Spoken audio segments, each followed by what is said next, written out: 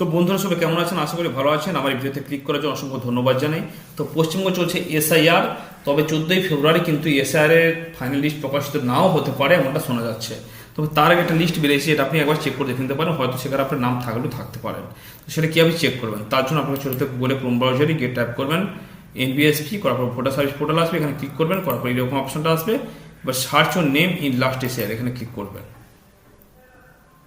Click করার পরে এখানে স্টেটটা সিলেক্ট করবেন, ওয়েস্ট বেঙ্গল। এবার এগুলো আর কিছু করার নেই, আপনি জানা থাকে আপনি দিয়ে দেবেন, সব ফিল আপ করে দেবেন। নাহলে এখানে আপনি আপনার নামটা দেবেন।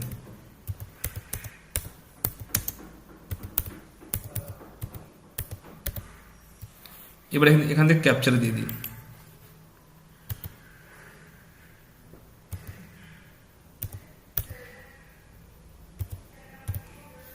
এবার সার্চে ক্লিক করুন। একটু সময় লাগবে বন্ধুরা।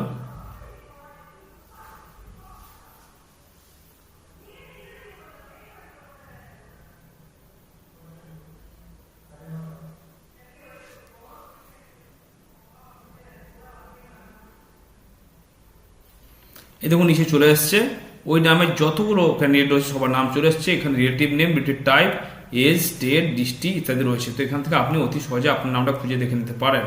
এখানে যে নাম থাকে ফাইনাল লিস্টে আপনার নাম কিন্তু 100% থাকবে। তো ভিডিও কেমন লাগলো কমেন্টে জানাতে ভুলবেন না। ভালো থাকবেন, সুস্থ থাকবেন।